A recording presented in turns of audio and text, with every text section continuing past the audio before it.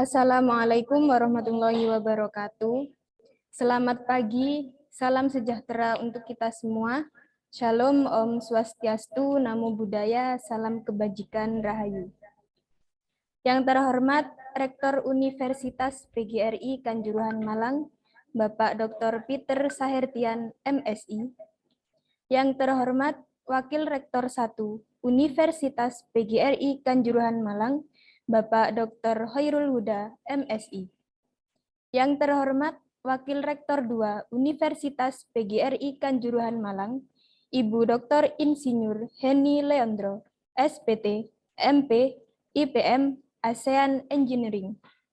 Yang kami hormati Direktur Kemahasiswaan dan Alumni, Bapak Dr. Haji Sudidul Aji, MSI, beserta seluruh sivitas akademika Universitas PGRI Kanjuruhan Malang. Yang kami hormati pemateri pada pagi hari ini yang sangat luar biasa, Bapak Hasanuddin Wahid, MHum, yang menjabat sebagai DPR RI Komisi 10 Dapil Maranglaya. Yang kami hormati Ketua Umum Majelis Permusyawaratan Mahasiswa Universitas PGRI Kanjuruhan Malang, Liatu Nikmah beserta jajarannya. Saya ucapkan selamat datang dan selamat bergabung kepada media Surya Malang dan Tugu Malang yang telah hadir di acara seminar kali ini. Dan tidak lupa kami ucapkan terima kasih untuk seluruh media partner yang sudah mensupport acara ini, yaitu yang pertama Gema Sabah Kota Malang, yang kedua Warta Cakrawala, yang ketiga News Unikama, yang keempat Pergerakan Mahasiswa Islam Indonesia, yang kelima Buku Tentang Hari Ini, yang keenam Bidadari Unikama, yang ketujuh Event Malang, serta panitia pelaksana yang telah mendukung berjalannya acara ini. Agungnya arti syukur, indahnya mutiara puji, hanyalah patut kita haturkan kehadirat Ilahi Rabbi, dialah Dat yang maha penyayang namun tak pandang sayang, Dat yang maha pengasih namun tak pilih kasih, serta Dat yang kekal abadi walau yang lain telah musnah dan mati. Sholawat serta salam mudah-mudahan tetap tercurah limpahkan kepada Nabi besar Muhammad SAW yang telah membawa kita dari zaman kebodohan menuju zaman yang berilmu dengan adanya dinul Islam wal iman. Pada hari ini, kami, Majelis Permusyawaratan Mahasiswa Universitas PGRI Kanjuruhan Malang, mempersembahkan acara yang sangat luar biasa, yakni Seminar Nasional dengan mengangkat tema Bisik, Bincang Asik Demokrasi. Hadirin yang berbahagia, di sini saya sebagai Master of Ceremony kurang pantaslah bila memperpanjang kata. Maka akan segera kami bacakan susunan acara yang telah terangkai sebagai berikut. Acara yang pertama, pembukaan. Dirangkai acara yang kedua, menyanyikan lagu Indonesia Raya. Acara yang ketiga, sambutan-sambutan. Acara yang keempat, pemaparan materi. Dan acara kelima, penutup. Sebelum acara ini kita mulai, marilah kita buka dengan acara ini, dengan membaca suratul Fatihah, dengan harapan acara demi acara berjalan dengan lancar. Lahumul Fatihah.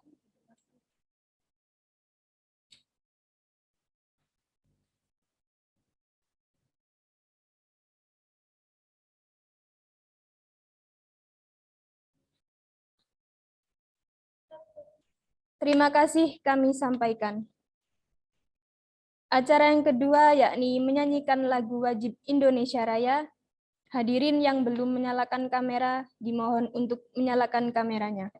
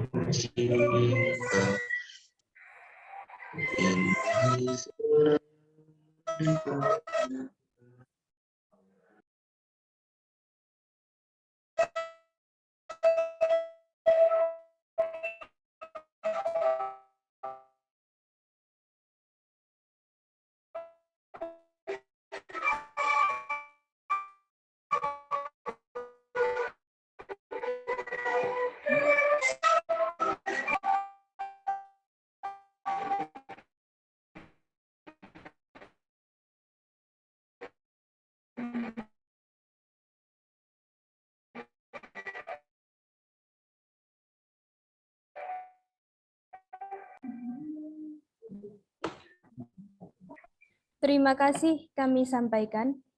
Acara yang selanjutnya sambutan-sambutan. Sambutan yang pertama akan disampaikan oleh Ketua Umum Majelis Permusyawaratan Mahasiswa. Kepada Kiliatu Nikmah, kami persilahkan.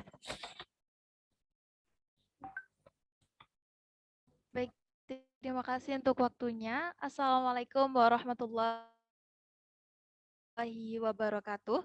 Salam sejahtera untuk kita semua. Selamat pagi. Shalom, Om Swastiastu, Namo Buddhaya. Salam demokrasi dan salam Pancasila. Kepada yang terhormat Bapak Dr. Peter Sahartian, MSI selaku Rektor Universitas PGRI Kanjuruhan Malang, Wakil Kemahasiswaan dan Perencanaan, beserta seluruh sivitas akademika Universitas PGRI Kanjuruhan Malang yang telah meluangkan waktu untuk mengikuti agenda seminar demokrasi pada pagi hari ini. Dan yang saya hormati juga Bapak pemateri kita yang sangat. Beliau merupakan DPR RI Komisi 10 Dapil Marang Raya. Selamat pagi Bapak. Dan yang saya hormati juga kepada seluruh peserta yang hadir semuanya. Dan saya ucapkan terima kasih juga. Dan selamat datang untuk teman-teman media yang sudah bergabung, baik media Surya Malang maupun Tugu Malang. Selamat datang. Puji syukur kehadirat Tuhan Yang Maha Esa karena atas rahmat-Nya kita dapat berkumpul pada acara seminar nasional pada pagi hari ini.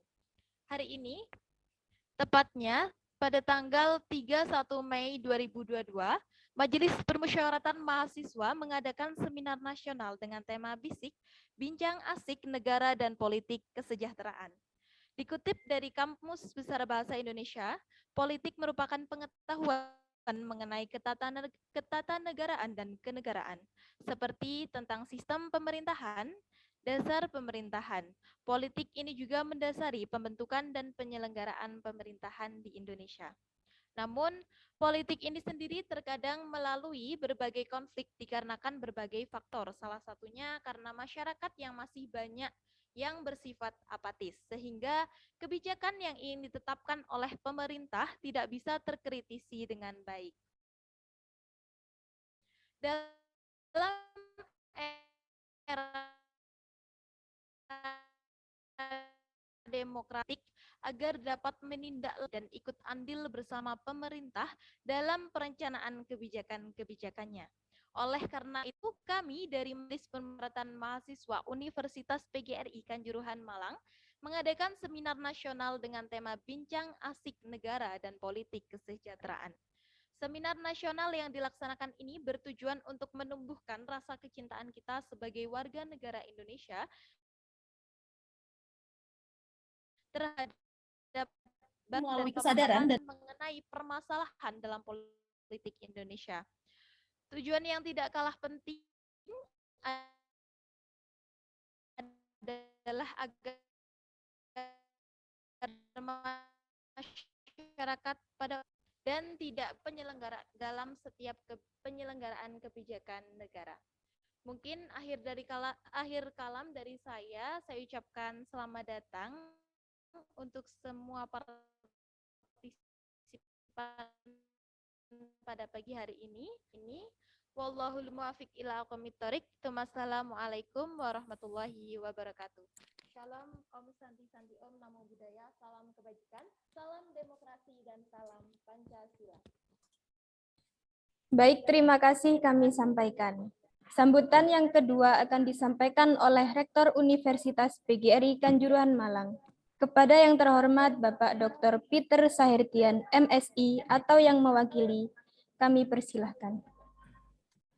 Ya, terima kasih. Suara saya bisa didengar, Mbak Hilya? Dan moderator, bisa jelas nggak suara saya? Halo? Ya, monggo Pak. Oke. Assalamualaikum warahmatullahi wabarakatuh. Selamat pagi dan salam sejahtera selalu untuk kita semua. Om Swastiastu, Namo Buddhaya, salam kebajikan, rahayu, salam Pancasila. Alhamdulillah rabbil alamin, assalatu wassalamu ala asrofil anbiya wal mursalin, sayyidina Muhammad wa ala alihi ashabi ajmain, amma ba'du. Yang terhormat Bapak Hasanuddin Wahid MHum atau yang kita kenal Cak Udin, Sekjen PKB tahun 2019-2024, anggota DPR saat ini. Yang saya hormati Direktorat DK Unikama beserta jajarannya, rekan-rekan media yang saya hormati, yang saya banggakan, yang selalu membantu kami Unikama selama ini. Terima kasih, semoga kerjasama selama ini terus berlanjut dan semakin intensif dan mutualis. Yang saya hormati, yang saya banggakan, Ketua MPR serta jajarannya, LTM Unikama, kemudian para peserta baik dari Unikama maupun dari berbagai PT yang saya banggakan. Syukur alhamdulillah kita panjatkan kehadirat Tuhan Yang Maha Esa atas rahmat dan hidayahnya. Kita sudah 2 hari ini, jadi sejak kemarin, kemudian hari ini dan rencananya besok kita terus melakukan kajian-kajian tentang demokrasi di Indonesia. Sesuatu yang sangat menarik kemarin dari materi yang sangat bagus, sekarang dilanjutkan dari sisi yang lain, insya Allah akan semakin melengkapi dan meningkatkan pengetahuan kita di dalam berdemokrasi. Salawat dan salam semoga selalu tercurah kepada junjungan kita Nabi besar Muhammad SAW, sang grand designer berkehidupan bersama, bermasyarakat yang sangat mumpuni dengan landasan kemuliaan akhlak. Sesuai dengan sabdanya, innama bu'istu liutamima makarimal akhlak.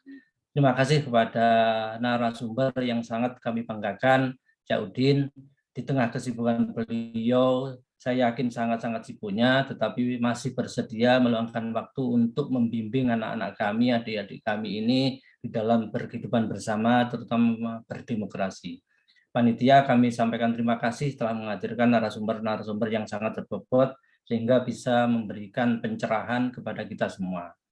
Sebagaimana kita ketahui, di dalam Islam memang tidak mewajibkan di dalam memilih bentuk negara atau pemerintahan, tidak ada.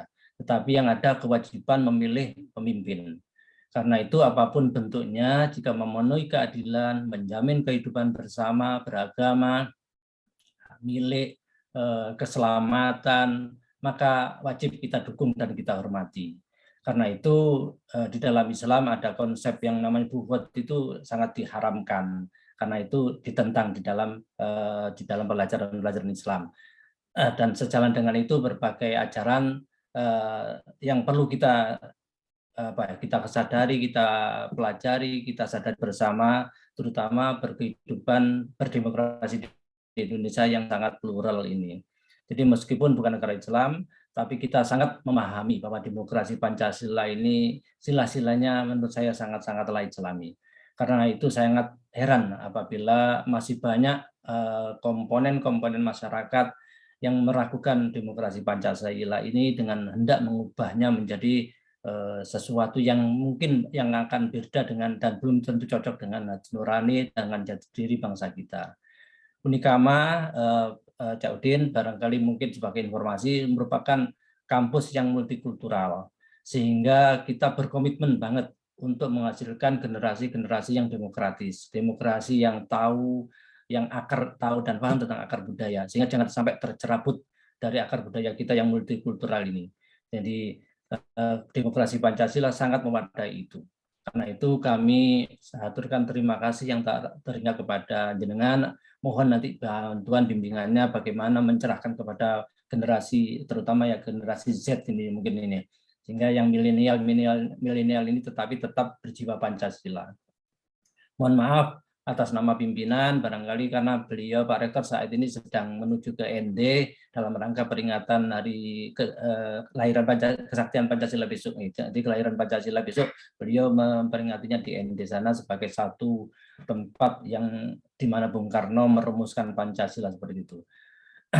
Akhirnya dengan mengucapkan Bismillahirrahmanirrahim, monggo kita mulai acara diskusi ini, semoga memberikan dampak dan berkah kepada kita semua terhadap bangsa dan negara, sehingga apa yang dicita-citakan bersama baldatun thayyibatun warabur segera terwujud.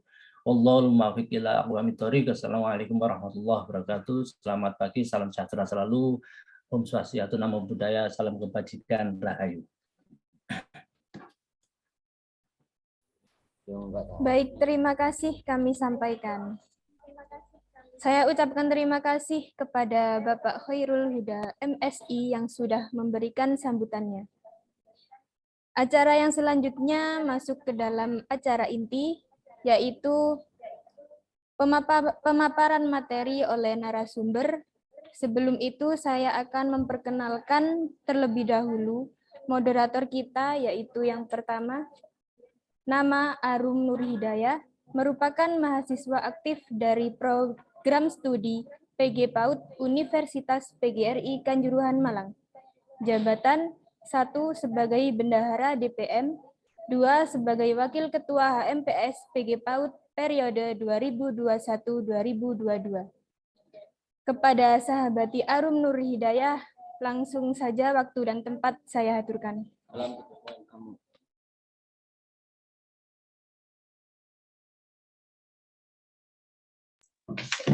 Baiklah, sebelumnya saya ucapkan terima kasih kepada Master of Ceremony kali ini yang telah memberikan kesempatan kepada saya.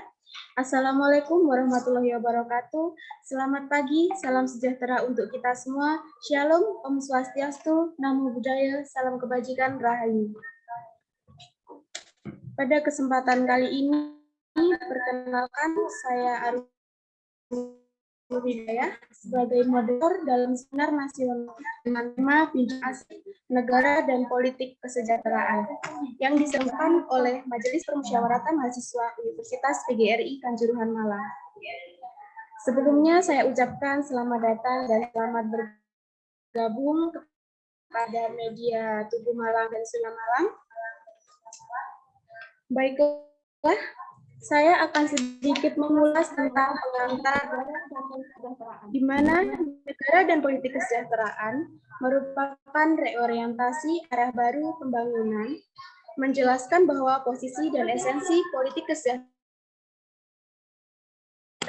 berdiri atas perspektif seluruh pelaku kebijakan negara. Politik kesejahteraan merupakan instrumen kekuasaan yang menentukan pengelolaan dan redistribusi.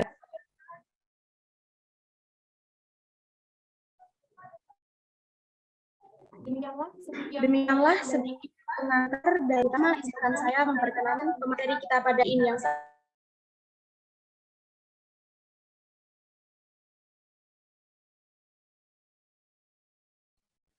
kepada beliau waktu dan tempat dipersilakan.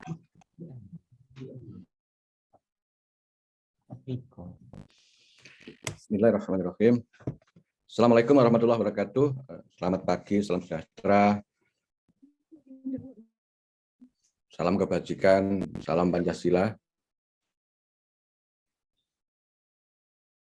Yang kami hormati, kami banggakan Bapak Wakil Rektor Bidang Akademik, Bapak Dr. Khairul Huda MSI, kemudian Bapak Dr. Sudi yang bidang akademik dan kemahasiswaan, pada sahabat-sahabat MPM, Majelis Permusyawaratan Mahasiswa Universitas. Bisa didengar ya suara saya? Bisa, Pak. Bisa, Pak.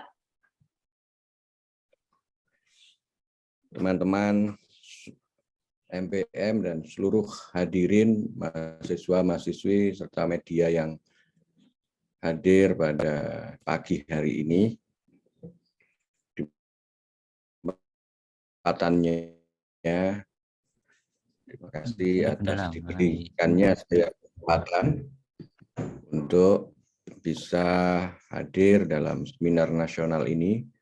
Semoga bisa memberikan manfaat untuk Bapak Ibu semuanya.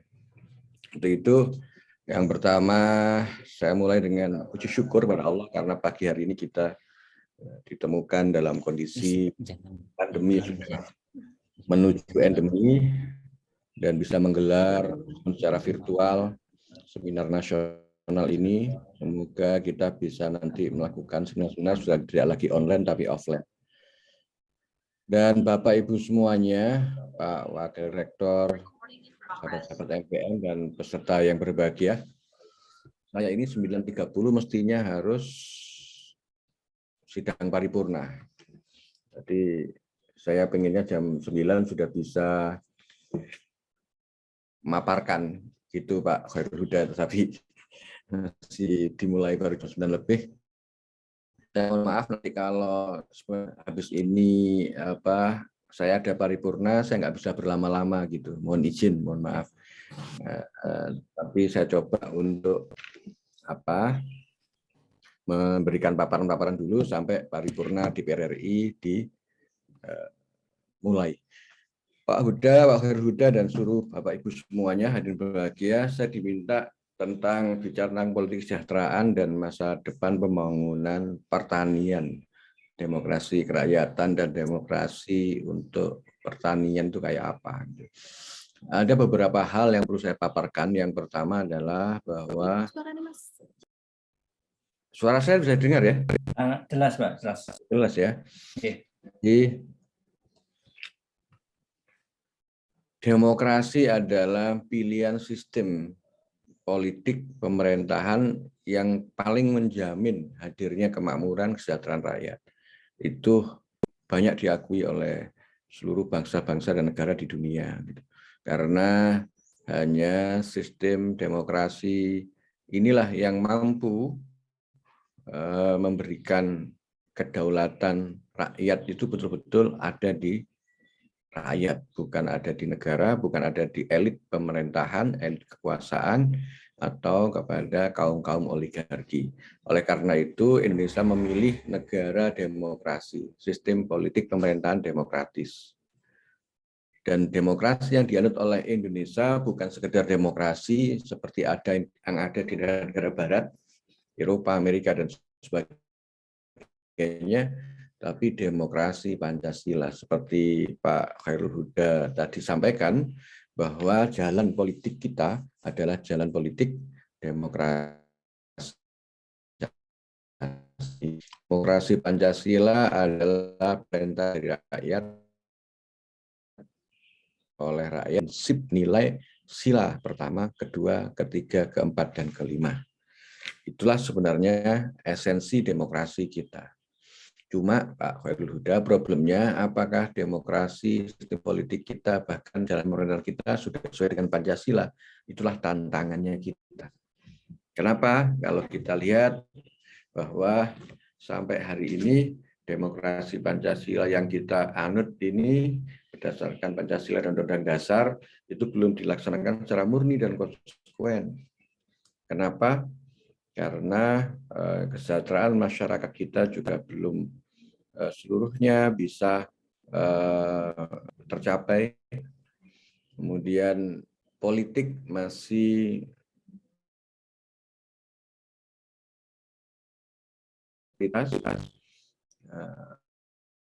masyarakat, rakyat kita kadang-kadang sebagian masih acuh atau abai terhadap politik.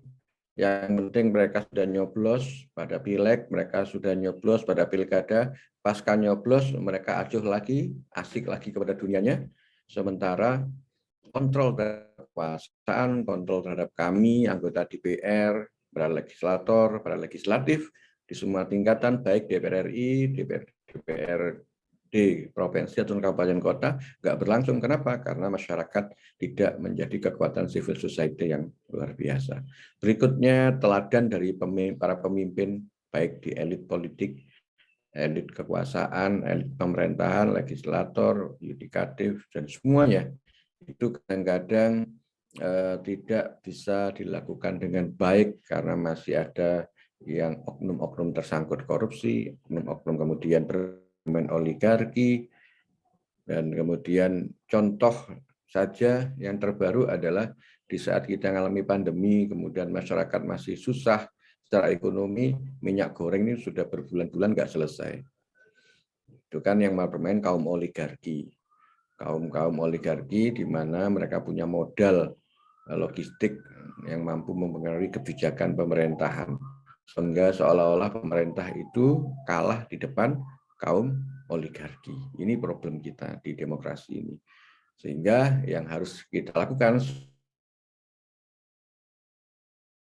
sebagai kekuatan civil society, jadilah kita menjadi kekuatan civil society yang bisa mengingatkan para elit negeri ini untuk benar-benar konsisten menjalankan demokrasi Pancasila seperti yang diharapkan oleh para founding fathers kita. Itu yang pertama sebelum saya bicara tentang politik kesejahteraan. Yang berikutnya, Bapak Ibu semuanya, para founding fathers kita dalam preambul Undang-Undang Dasar 1945 memberikan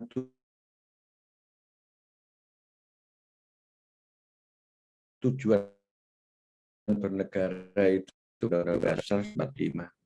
Salah satunya di alinea 4 dinyatakan bahwa untuk melindungi segenap tumpah darah Indonesia, mencerdaskan kehidupan bangsa, ikut melaksanakan ketertiban dunia berdasarkan perdamaian abadi, keadilan sosial. Kemudian juga menghadirkan kesejahteraan, kemakmuran rakyat Indonesia. Itu adalah tujuan kita bernegara. Yang salah satunya dinyatakan dalam konsep pembangunan kita adalah bahwa tidak boleh ada pembangunan yang tidak inklusif, tidak boleh ada pembangunan yang tidak berdasarkan kesejahteraan, tidak boleh ada pembangunan yang tanpa pemerataan. Itu menjadi RPJMN dari pemerintahan Pak Jokowi hari ini. Oleh karena itu, Bapak Ibu sekalian, demokrasi Pancasila, sistem pemerintahan kita itu hanyalah alat dengan belajar dari preambul tadi, artinya alat untuk mencapai apa? Mencapai tujuan negara dan bangsa tadi. Dengan begitu tidak berguna namanya demokrasi itu berlangsung selama dia tidak bisa mencapai tujuan kita bernegara dan berbangsa. Tujuan Indonesia merdeka itu apa? Tujuan kita bernegara tadi apa? Preambul tadi sudah menyatakan itu. Cuma dasarnya harus tetap Pancasila. Itu yang penting. Oleh karena itu, yang saya inginkan adalah ayo jadi kekuatan civil society untuk mengkontrol jalannya demokrasi ini agar sistem politik pemerintahan demokrasi Indonesia betul-betul demokrasi Pancasila. Itu yang pertama. Yang kedua, saya ingin mengajak kepada Bapak Ibu sekalian untuk melihat bahwa alhamdulillah pandemi sudah bisa diatasi di negeri ini. Sekarang orientasi kita, konsentrasi kita. Kenapa kita harus bangkit dari pandemi? Karena efek dari pandemi COVID selama 2 tahun di Indonesia setidaknya menghasilkan beberapa hal. Yang pertama adalah semakin tingginya angka pengangguran. Karena pandemi ini menjadikan gerak ekonomi, gerak pembangunan terbatas, konsentrasi kita semuanya bagaimana vaksin bisa mencapai seluruh lapisan masyarakat, dan kemudian membudayakan pola hidup baru dengan cara hidup secara higienis, prokes, tatap muka dibatasi, kumpul-kumpul nggak boleh, dan sebagainya. Itu konsentrasinya ke sana. Padahal konsep ekonomi kita, interaksi ekonomi kita itu mensyaratkan pertemuan-pertemuan, mensyaratkan kumpul-kumpul. Pasar itu baru bisa jalan kalau pasar itu kemudian ada pertemuan pembeli dan penjual. Tetapi gara-gara pandemi kemudian pasarnya menjadi virtual, menjadi online. Gitu. Orang nggak datang ke pasar, tetapi mereka bertransaksi secara virtual. Artinya dalam konteks ekonomi tradisional, konvensional mulai mengalami deklinasi, tenggelam, sementara ekonomi digital tumbuh subur menggantikan sistem ekonomi bisnis yang konvensional. Yang tumbuhnya ekonomi digital itu adalah sebuah berkah tersendiri, hikmah yang baik dari pandemi, tetapi runtuhnya ekonomi konvensional itu adalah persoalan tersendiri. Kenapa? Karena UMKM banyak yang mati. Karena sahabat-sahabatku sekalian, sebenarnya penggerak ekonomi di Indonesia itu adalah sektor UMKM. Kenapa? Karena mereka lah yang mampu menggerakkan ekonomi di Indonesia yang tidak membebani APBN sebenarnya. Tidak ada sentuhan pemerintah, tidak adanya APBN, UMKM ini akan terus bergerak, dan itu adalah yang menggerakkan perekonomian nasional. Nah, ketika pandemi kemarin, UMKM ini ya usaha menengah kecil, usaha mikro, kecil dan menengah ini kemudian ambruk gitu. Jadi banyak yang gulung tikar. Lihat saja di Malang, gitu, di Kota Malang, berapa banyak kemudian mereka gulung tikar UMKM ini. Dan sampai sekarang ini selama COVID 2 tahun, dari banyaknya UMKM itu tinggal 14%-an lah yang masih dalam kondisi baik. Selebihnya yang 86% itu ambruk. Kenapa? Karena COVID. Jadi hampir 56% lebih kondisinya buruk, perlu sentuhan dari pemerintah dan sebagainya. Ambruknya UMKM ini menjadikan pengangguran. Karena meningkatnya jumlah pengangguran kita. Data BPS menyatakan bahwa angka pengangguran kita meningkat lebih dari 2,6 juta. UMKM gulung tikar, kemudian jumlah pengangguran meningkat, naiknya tren angka kemiskinan, pasti kalau ekonomi goncang, resesi, kemudian pengangguran semakin tinggi, pasti tingkat kemiskinan kita pasti akan naik. Inilah problem-problem mendasar yang terjadi ketika karena pandemi. Berikutnya bahwa ada problem lain lagi. Apa? Problem lain lagi itu adalah juga di ranah pendidikan, di ranah sosial, bagaimana anak-anak didik kita menjadi ahistoris karena menggelar mulai SD sampai perguruan tinggi menggelar tatap muka secara online. Sambil tatap muka online seperti ini, kita tidak tahu gerak-gerik tubuh dari murid-murid kita, mahasiswa-mahasiswa kita. Pak Khairul, kalau online begini ini kan boleh jadi kemudian wajahnya itu bisa kelihatan di layar, pakai baju kayak saya ini, tapi kan belum tentu. Apakah Pak Khairul tahu kalau saya sedang pakai celana pendek saja atau enggak, kan enggak tahu. Nah, pembelajaran online itu kemudian juga terjadi begitu, gitu kan. Kemudian enggak nyalakan kamera kadang-kadang, gitu kan. Mereka belajar online sambil ngopi dan sebagainya, itu banyak terjadi. Itu problem kita yang kita hadapi. Tapi kita tetap optimis bahwa apa yang kita lakukan ini semuanya sekarang trennya adalah kita ingin menjadikan negara kita bangsa bangkit baik secara ekonomi, baik secara sosial, budaya dan sebagainya. Untuk itu saya akan mulai masuk kepada jalan politik kesejahteraan. Jalan politik kesejahteraan inilah yang menjadi jawaban dari demokrasi Pancasila. Kenapa demokrasi dan demokrasi Pancasila? Karena demokrasi hanyalah alat. Persoalan yang saya sebut tadi dari pandemi, problem pandemi dan sebagainya, itu adalah yang hanya bisa dijawab kalau kita menjalankan politik kesejahteraan di Indonesia. Politik kesejahteraan itu artinya adalah politik bukan untuk politik itu sendiri. Politik hanyalah alat, politik hanyalah genre, politik hanyalah mekanisme, politik hanyalah strategi untuk mencapai kesejahteraan masyarakat dan sebagainya. Apa gunanya politik itu baik, apa gunanya politik itu mapan kalau tidak bisa menghadirkan kesejahteraan. Nah, ini tantangan kita sekarang di pandemi ini.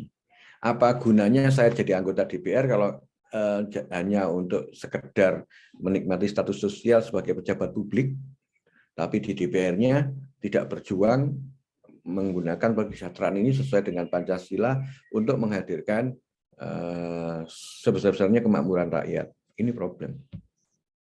Oleh karena itu, politik kesejahteraan seperti yang juga Ketua Umum kami, Gus Muhaimin Iskandar, nyatakan bahwa demokrasi Pancasila itu adalah ujungnya nanti adalah untuk tercapainya tujuan kita bernegara seperti dalam pembukaan Undang-Undang Dasar 1945.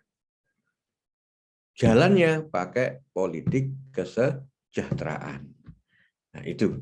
Politik kesejahteraan itu pasti Pancasila, ya, pasti sama dengan Pancasila. Kenapa? Karena politik kesejahteraan itu adalah di sana antara sila pertama sampai kelima itu ada di dalamnya. Kenapa? Nah, ini semacam welfare state di Eropa, tetapi welfare state ini harus sesuai dengan yang namanya Pancasila. Contoh ciri-ciri dari politik kesejahteraan itu adalah adanya jaminan sosial, perlindungan sosial menjadi solusi alternatif untuk menyelesaikan dampak dari krisis yang ditemukan oleh pandemi. Nah, jaminan sosial, contoh kan ada beberapa jaminan sosial yang ada BPJS, kemudian baik BPJS dan sebagainya. Ada yang namanya PIP, ada yang namanya tingkat mahasiswa KIP atau Indonesia Pinter dan sebagainya. Itu kan bentuk-bentuk dari jaminan sosial kepada rakyat sebagainya. Kemudian ada kartu prakerja. Nah, ini semuanya adalah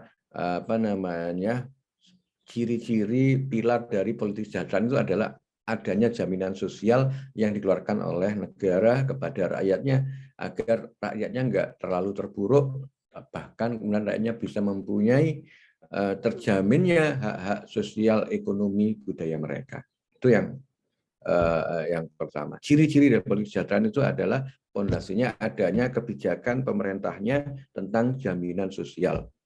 Bahkan kalau kita kaya, yang nganggur pun itu kita gaji sampai dia dapat pekerjaan. Makanya ada namanya jaminan prakerja dan sebagainya. Yang kedua cirinya adalah adanya pemenuhan hak dasar melalui ekosistem pembangunan ekonomi produktif. Nah, ini ekosok itu namanya, ekonomi sosial dan budaya. Jadi ada keputusan internasional yang disepakati di PBB dan sebagainya bahwa hak asasi manusia itu termasuk adalah pemenuhan hak-hak dasar. Jadi kalau kita sebagai warga negara ini kita berhak menuntut kepada negara untuk mendapatkan hak-hak dasar kita dijamin oleh negara. Oleh karena itu pemerintah kita mati-matian melakukan langkah-langkah kebangkitan ekonomi sosial hari ini. Apakah di Indonesia pemenuhan hak dasar ini sudah ada? Secara letterlek sudah ada, tetapi dalam aplikasinya, implementasinya masih banyak kekurangan di sana-sini. Contoh Undang-Undang Dasar pasal 33 itu menyatakan bahwa bumi, air, dan seluruh kekayaan alam yang ada di dalamnya harus dikuasai negara dan digunakan untuk sebesar-besarnya kemakmuran rakyat. Ya kan, bumi, air, dan segala kekayaan dalam diisinya harus dikuasai negara. Tapi hari ini cek, siapa yang menguasai bumi Indonesia? Siapa yang menguasai kekayaan air Indonesia? Nikel Indonesia itu yang punya rakyat beneran apa enggak? Jangan-jangan semuanya adalah hanya sedikit dari kaum oligarki itu yang punya modal besar saja. Nikel kita, kemudian emas kita, dan sebagainya. Apakah dikuasai negara? Pihak swasta semuanya. Oleh karena itu, ini tantangan buat kita agar negara lebih berdaya. Untuk apa? Agar hak-hak dasar masyarakat, rakyatnya, itu bisa dipenuhi melalui pembangunan ekonomi yang produktif. Nah, itu yang kedua cirinya. Yang ketiga, pembangunan ekonomi berbasis kesetaraan yang berkeadilan. Hari ini saja harga bahan bakar, minyak, sebagainya masih ada kesenjangan antara di Indonesia bagian barat kayak kita ini dengan Papua. Harganya masih nggak sama. Sementara kita katanya berkeadilan, katanya kesetaraan. Masih saja ada kemudian orang yang dalam konteks kerja-kerja ekonomi itu kesetaraannya nggak ada. Antara yang perempuan dengan yang laki-laki kadang-kadang gajinya berbeda, padahal kemampuannya jadi yang perempuan lebih canggih. Tapi karena dia berjenis kelamin perempuan, kemudian gajinya di beberapa perusahaan lebih rendah dari laki-laki. Problem. Masih terjadi seperti itu. Kemudian juga pemulihan ekonomi kita kemarin-kemarin terpusat di Jawa. Alhamdulillah di era Jokowi, Pak, sudah mulai merata ke seluruh Indonesia. Jalan tol tidak hanya dibangun di Jawa, tapi juga di Jalan Trans Sumatera sudah dibangun ratusan kilometer, kemudian di Papua juga sudah mulai dibangun jalan-jalan yang bisa menghubungkan antara satu daerah dengan daerah yang lain. Ini harus menjadi ciri dari kesejahteraan. Dan yang terakhir ada government, pemerintahan yang kuat. Kalau pemerintah nggak kuat, dikit-dikit di demo ambruk, dikit-dikit di demo ambruk. Contoh, bukan hanya pemerintah pusat, tapi juga pemerintah daerah. Contoh di Malang, kota Malang, belakangan ini banyak kemudian kalau hujan banjir, kalau hujan banjir. Itu kalau pemerintah kotanya nggak kuat, itu didemui mahasiswa dan didemui rakyatnya, itu ambruk, itu nggak bisa menjalankan politik kesejahteraan. Salah satu prasyarat terjadinya politik kesejahteraan adalah pemerintah kuat. Kuat untuk apa? Kuat untuk menjalankan visinya, kuat untuk kemudian mencarikan sumber-sumber keuangan negara untuk menjalankan seluruh program-program pembangunan, kuat secara kepercayaan dari masyarakat harus tinggi, harus kuat. Inilah syarat-syarat politik kesejahteraan. Nah, dalam konteks ini, apakah politik kesejahteraan bisa mengatasi problem-problem ekonomi, pertanian, sosial, budaya di Indonesia? Ini tantangannya. Kenapa?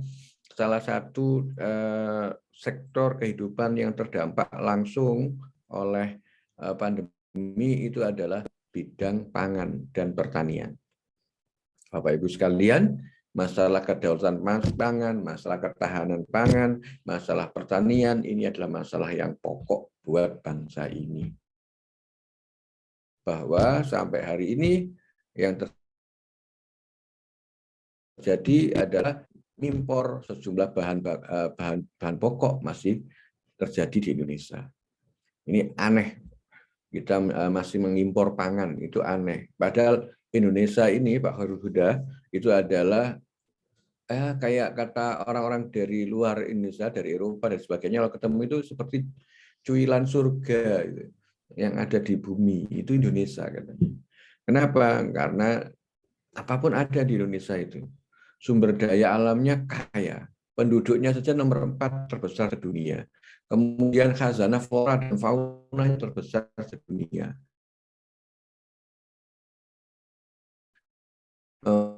Kemudian kandungan daya alamnya bagian di Indonesia, di dunia itu ada di Indonesia. Nikel untuk apa? Untuk baterai, handphone, untuk mobil listrik, untuk macam-macam itu ada di Indonesia. Airnya, lautannya, sungai menjadi kemajuan. Tetapi problemnya dan luas tanahnya luar biasa seperti itu, tapi problemnya kita masih impor bahan pangan. Ini ironi dari Indonesia sebagai mutu manikam dunia di daerah Katulis Tiwa. Kenapa kita harus impor? Pasti beberapa alasan bisa kita ajukan di sini. Kita lihat bahwa dari tahun ke tahun itu semakin menurunnya ketersediaan lahan pertanian. Ini harus diakui. Lahan pertanian ini turun jumlahnya dari tahun ke tahun berubah menjadi pabrik-pabrik, berubah menjadi perumahan-perumahan, menjadi alih lahan yang semuanya itu belum tentu selama itu menjadikan mereka ini, kita ini kehilangan lahan pertanian. Inilah problemnya.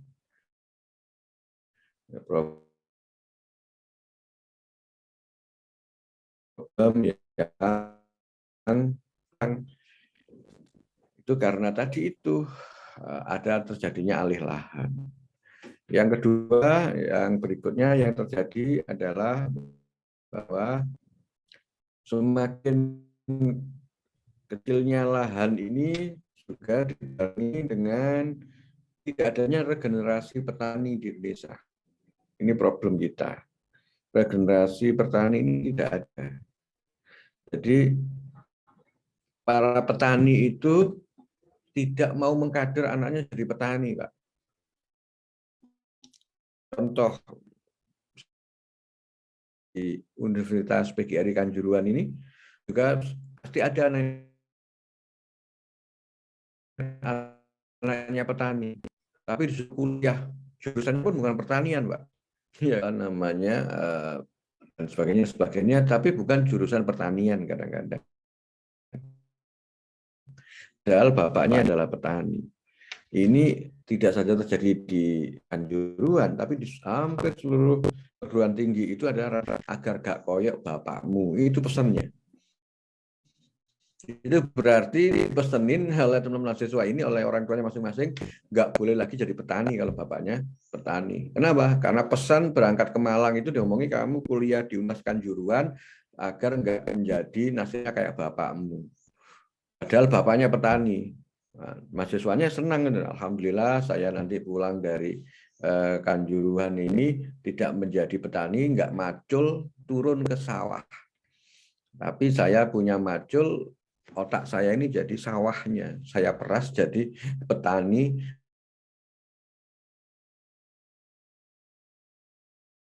yang sawahnya itu. Kenapa? Orang tuanya punya. Kenapa nggak salah? Sebenarnya karena lahan pertanian yang dimiliki oleh keluarga itu sudah habis bukan karena alih lahan, bukan karena alih lahan, tetapi kemudian habis dibagi-bagi di anak cucunya. Toh, saya punya lahan 1 hektar. Ini sebagai petani, beliau mengelola lahan 1 hektar ini untuk memenuhi kebutuhan keluarga. Makmurkah? Makmur. Karena 1 hektar itu lumayanlah untuk menghidupi keluarga, Pak. Tetapi problemnya kakek saya ini punya anak 10, Pak. Ketika punya 10 kan 1 hektarnya harus dibagi 10, Pak. 10.000 meter dibagi 10, makanya masing-masing dapatnya berapa itu? 1.000 meteran. Lah kemudian kalau bapak saya mengelola lahan pertanian hanya 1.000, itu oleh opo kan? Nah, bapak saya punya anak 3, Pak. 1.000 meter ini dibagi 3 akhirnya sekarang itu. Masing-masing dapat 300 meteran lebih lah. Apakah bisa saya jadikan lahan pertanian? Raiso.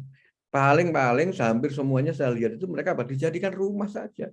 Tinggal 300 meter tak buat rumah saja.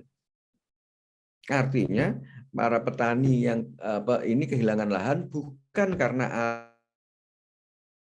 alih dia menjual aset lahan pertanian itu ke orang lain jadi alih lahan sebagainya, enggak, karena problemnya itu diwariskan untuk bikin rumah buat anak cucunya.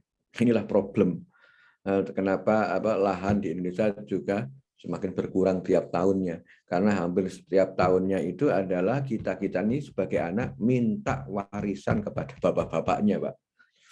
Nah, itu problemnya salah satunya itu. Nah, tidak adanya regenerasi petani inilah adalah problem di Indonesia. Dan berikutnya adalah tidak ada masa depan jadi petani. Problemnya di situ juga. Sekarang itu di Batu, saya asli Batu, Pak Khairul, dulu Batu terkenal dengan apel Malangnya. Nggih.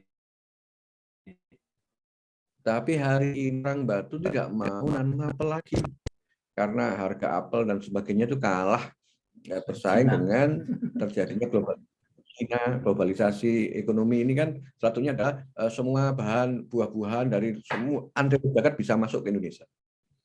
Nah, karena sudah salah kelola, salah urus, akhirnya mutu tanah, kualitas tanah nggak bagus lagi.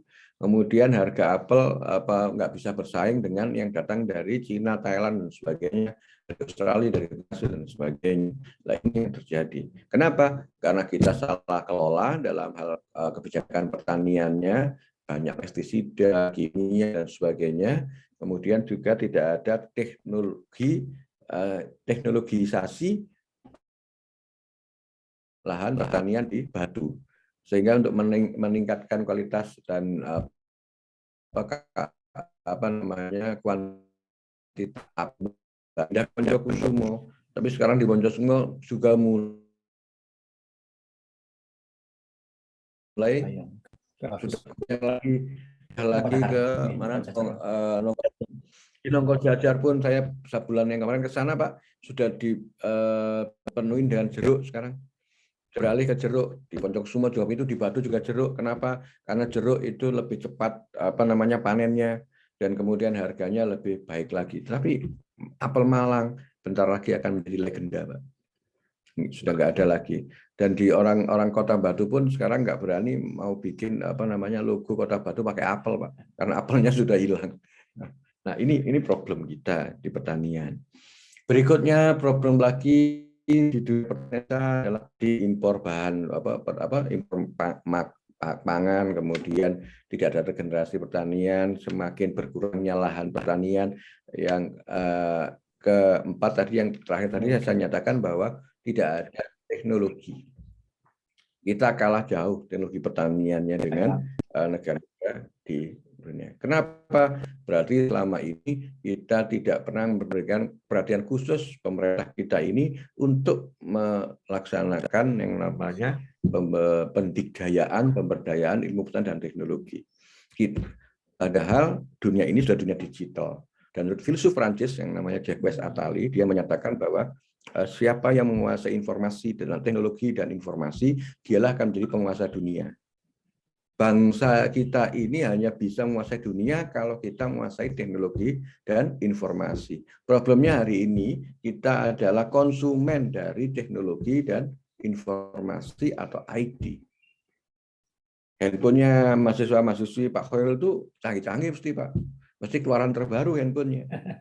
Tapi itu semuanya adalah kita hanya pengguna, bukan pemilik teknologi itu sendiri. Handphonenya ketua MPM itu pasti canggih, gitu. Smartphone semua, cuma mungkin pulsanya yang nggak smart. Jadi handphone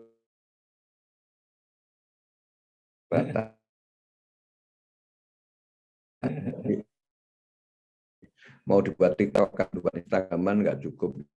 Gitu. Ada kemudian kebijakan penguasaan teknologi pertanian, bukan hanya pertanian, tapi semua ilmu pengetahuan dan teknologi Indonesia itu enggak. Problem kita. Itulah minimum menurut saya yang jadi problem di dunia pangan dan pertanian kita. Di samping itu, kesejahteraan petani memang tidak seperti yang kita bayangkan. Petani di Indonesia ini sejahteraannya itu sangat mengiriskan, karena yang dinamakan petani di Indonesia, Pak Khairul, itu tinggal petani gurem sama petani yang tidak punya lahan yang luas. Petani landless, itu bahasa kedung kandangnya landless, bahasa sukunnya itu landless. Landless itu petani gurem, bahkan buruh tani. Kenapa? Karena mereka nggak punya lahan. Lahan-lahannya sudah dikuasai orang-orang tadi oligarki tadi.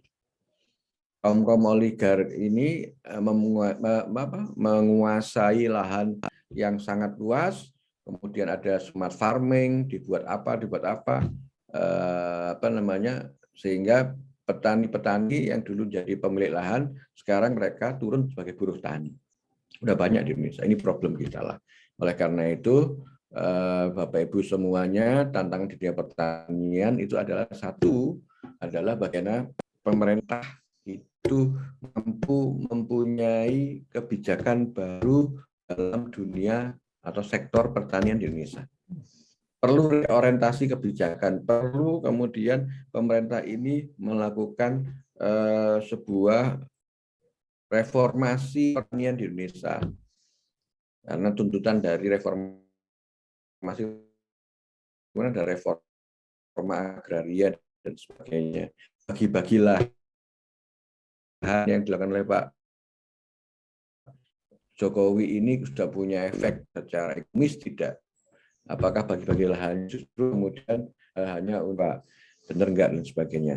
Tapi yang ingin saya nyatakan harus ada grand design tentang pembangunan pertanian di Indonesia agar satu, lahan pertanian enggak semakin habis.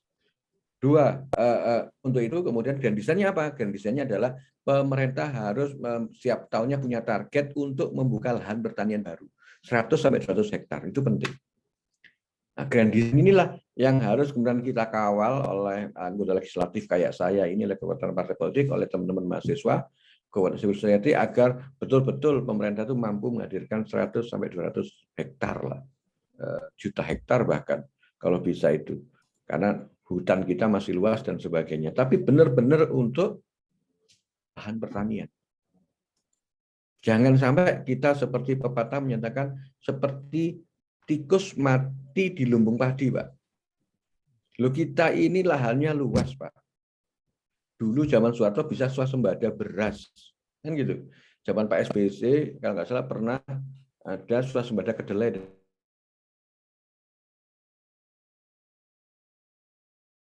dan sebagainya.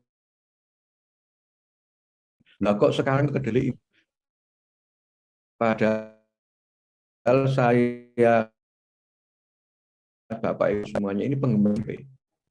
Nah, kita makan yang sehat dan murah dan produk lokal, kan begitu. Di Malang itu pusatnya tempe. Nah, tetapi hari-hari ini saya mulai nyesel makan tempe. Kenapa? Ternyata tempe kita ini bukan makanan murah. Ini makanan mahal. Nah, inilah menurut saya tantangan harus ada desain besar dari pemerintah. Grand design-nya itu adalah yang saya sebut tadi, membuka lahan-lahan pertanian yang baru. Ini harus kita kawal pemerintah ini. Jangan sampai kemudian lahan pertanian semakin mengecil karena ini yang pertama, yang grand design ini yang harus dipunyai. Yang berikutnya adalah merombak struktur rumah tangga petani yang didominasi oleh petani gurun dan petani tak bertanah tadi. Ini kan saya belum kita di Indonesia itu adalah struktur petani yang ada di Indonesia. Petani di Indonesia itu adalah petani gurem, bahkan buruh tani, dan petani nggak punya tanah, Pak. Ini nggak boleh. Oleh karena itu perlu ada strategi untuk penataan struktur kepemilikan dan penguasaan lahan di sektor pertanian tadi. Jadi kalau pemerintah bagi tanah itu untuk apa? Nah, desainnya apakah bagi tanah itu hanya dibagikan begitu, ataukah justru dibagi-bagikan untuk membuka lahan pertanian baru? Dulu zaman Soeharto bikin migrasi, Pak. Bikin transmigrasi itu sebenarnya bukan hanya pemerataan populasi Indonesia, tetapi membuka lahan pertanian baru di luar Jawa. Karena di luar Jawa itu tanahnya luas, penduduknya sedikit. Kebalikan dari Jawa, penduduknya padat, lahannya sedikit. Nah, ini yang harus dilakukan oleh pemerintah. Berikutnya, mendorong kaum muda dalam dunia pertanian. Ini penting. Tadi saya bilang problem kita generasi petani, Pak. Bapak kita selalu mensyaratkan petani yang sukses itu biasanya kamu jangan seperti bapakmu, yang seperti saya bilang tadi, ini harus dibalik. Bagaimana mendorong kaum muda kemudian aware dan mau masuk dunia pertanian. Jadi mahasiswa Universitas PGRI Kanjuruhan ini begitu pulang, wah saya pulang ini, saya pengen jadi petani yang sukses, petani milenial yang sukses.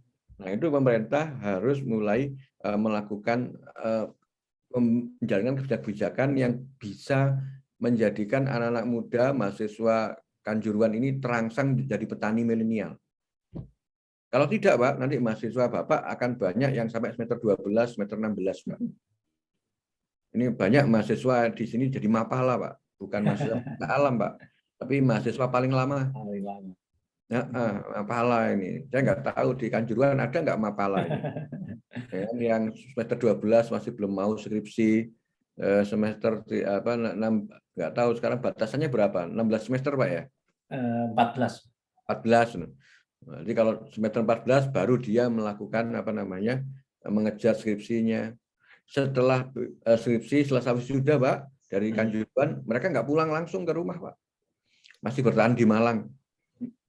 Kenapa? Waduh, kalau saya pulang ke rumah ini beban sosial saya berat. Yang perempuan itu takut kapan ditanyain kapan nikah gitu kan. Yang laki-laki ditanyain kapan kerja dan sebagainya. Sementara tidak ada masa depan dalam dunia pertanian. Maka pemerintah kita dorong untuk membuat kebijakan yang mengajak merangsang kaum muda, mahasiswa itu terjun dalam dunia pertanian. Ini problem kita. Oleh karena itu, itulah yang menjadi concern kami di PKB untuk mengajak petani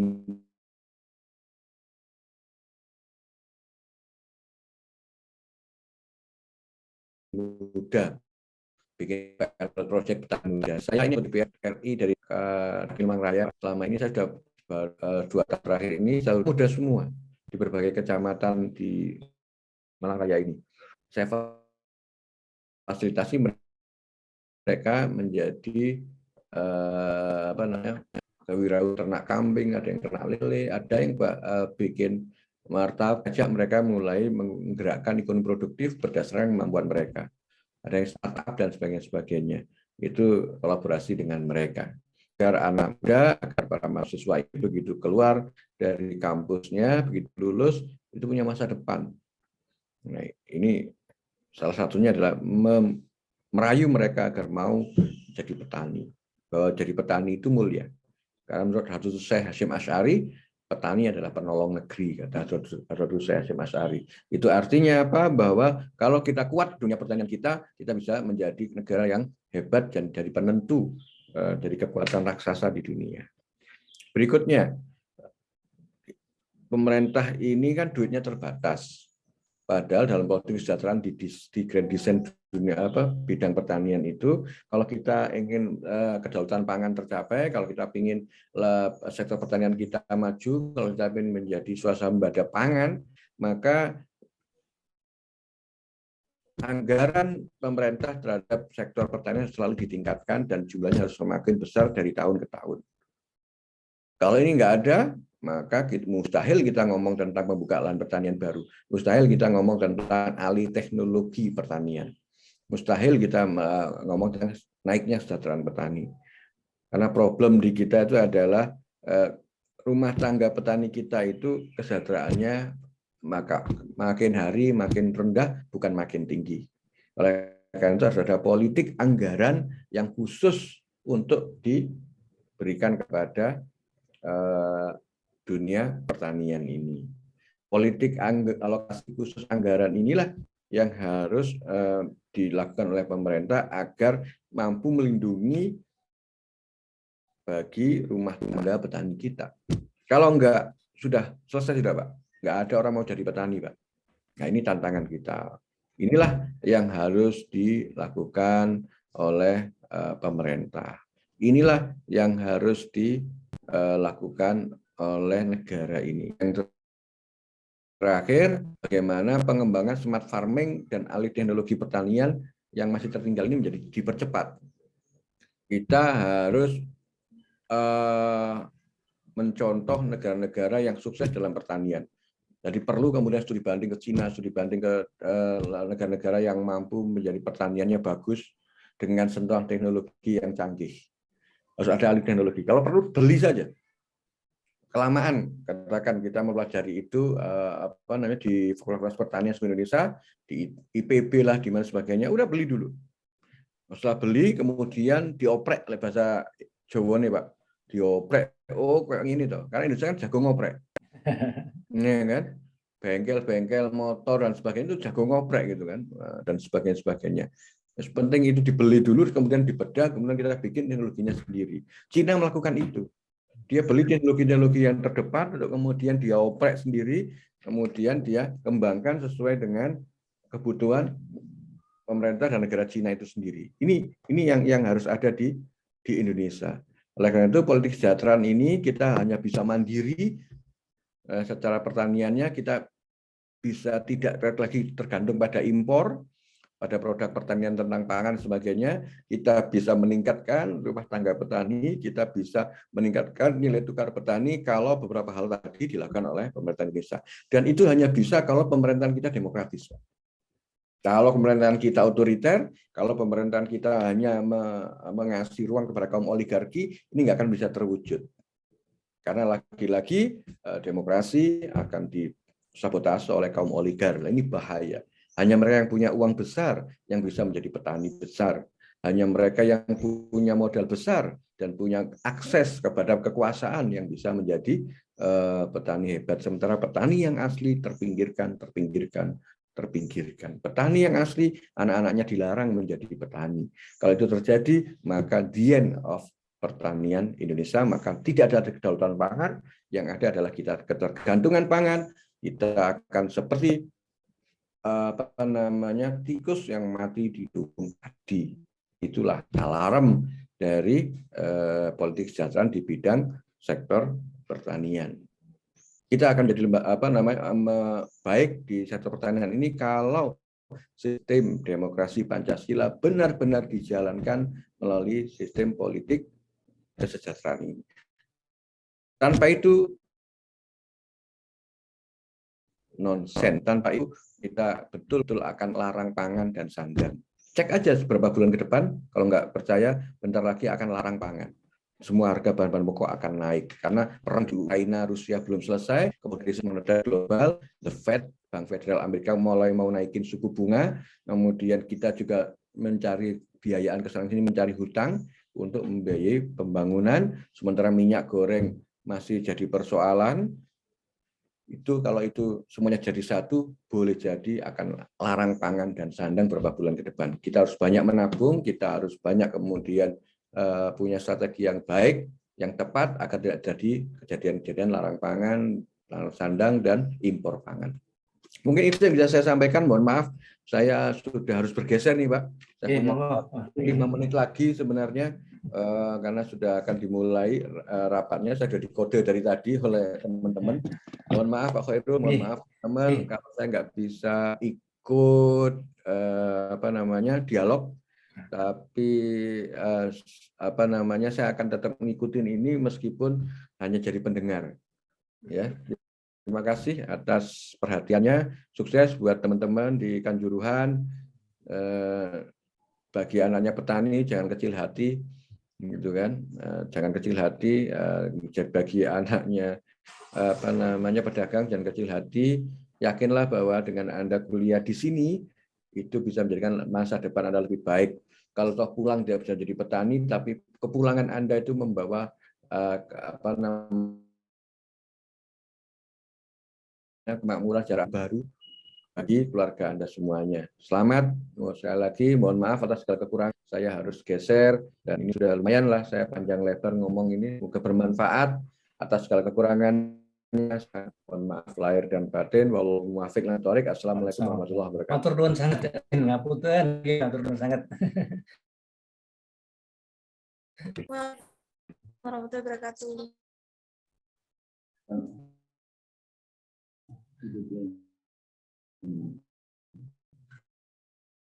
Baiklah, terima kasih banyak kesejahteraan rakyat secara maksimal.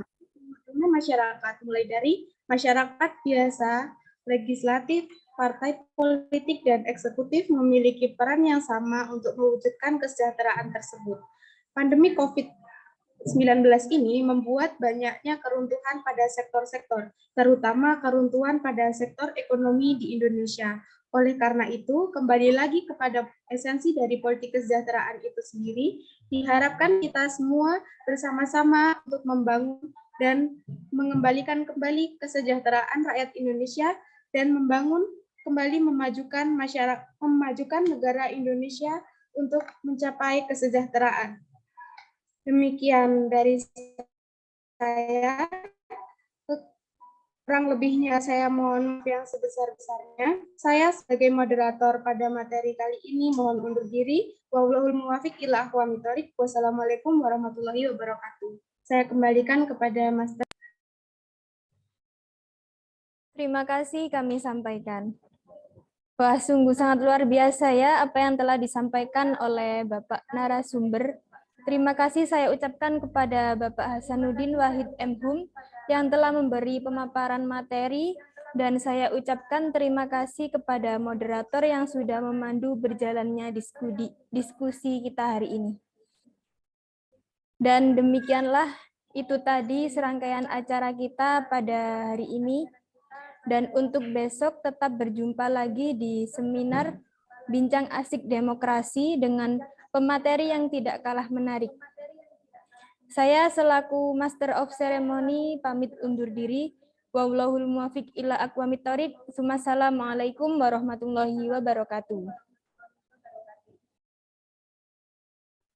Waalaikumsalam warahmatullahi wabarakatuh. Sebelumnya bisa foto bersama dulu ya. Yang belum on cam, silahkan di on kan kameranya.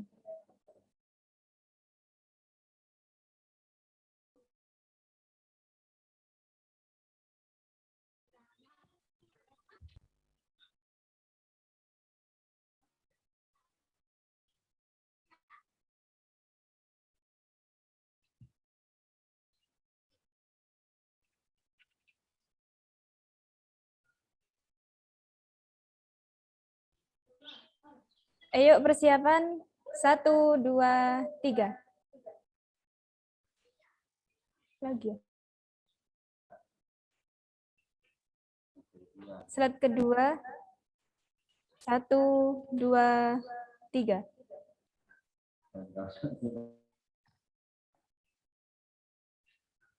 Sudah, terima kasih. Yang mau live, monggo.